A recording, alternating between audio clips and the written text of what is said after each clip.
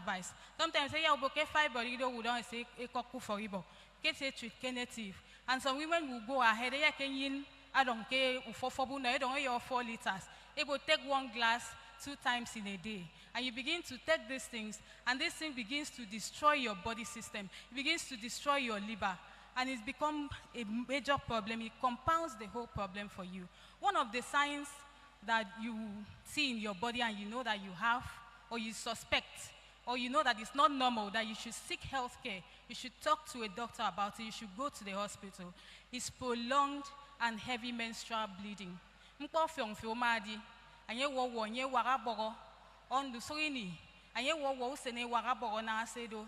is not normal. You should see a healthcare professional. Go to the hospital and see a healthcare professional. I know we love to pray. It is our duty as Christians to pray. But while you are praying, while you're fasting, while you're believing in God for a miracle, for your healing, also back it up with physical actions. The Bible in First Corinthians, you know, in 3 John 6 verse 6 says that faith without work is dead. So as you're believing in God, as you're praying, back it up with physical actions. Do not suffer in silence. Could also bleed, walk, and you're going about taking concussions, taking things that are even worsening your case. Or for so saying even walk when your yoke who can know where instead of you to go and seek proper medical care. Another sign and symptom is lower abdominal pain and heaviness.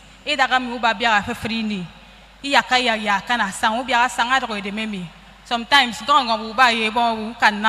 it's very severe pains. It's not normal. You should see and seek health care. Another sign and symptom that indicates that you're having fibroid is frequent urination. Depending on the size of the fibroid, it will press, since the uterus is above the bladder, it has this tendency of pressing the bladder, and this will make you to be urinating frequently. And sometimes people will mistake it for diabetes, but it can be that you're having fibroid. But people will take for you have to go to the hospital so that they test scan so that the doctor can determine whether you have fibroid or not. Another one is difficulty getting pregnant. Fibroid has been discovered as one of the causes or major causes for infertility. Some women, because of this fibroid, said, oh, fibroid may say, so there are some women that because they have this fibroid, they find it very difficult to get pregnant. So it is important that you go and do your checkup so that you can know whether it is this thing that is causing problems for you. Treatment. The treatment for fibroid is very simple, is very safe, and then the treatment depends on a lot of factors. It depends on the size of the fibroid, it depends on the location of the fibroid, it depends on the fertility intentions of that woman, whether she has children, whether she has completed her family, or whether she has never had a child before. All of this is going to determine when you go to the hospital. So it's important that you go and seek proper medical care. Also, we have different types of treatment. It can be, the doctor can just, one of the treatment is just watchful waiting, because over 80% of women who have fibroid are asymptomatic, that they don't show symptoms. They only know if they have fibroid if they go to the hospital. So for that kind of women, since they do not have any symptom, it's not disturbing them. The doctor can just decide to watch and see. We call it watchful waiting.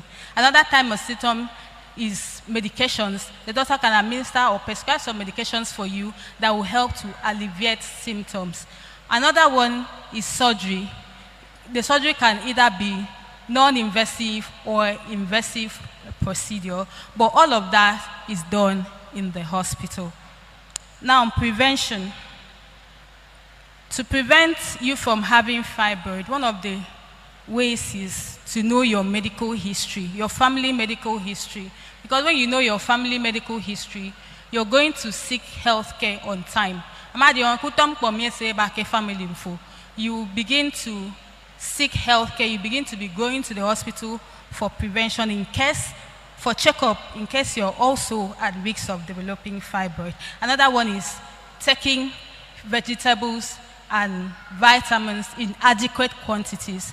One are their fruits, vegetables and all of that. You're supposed to be taking it in adequate quantities, because when you do that, it's going to increase your levels of vitamins, including vitamin D, which is responsible, or which is one of the factors for the development of fibroid.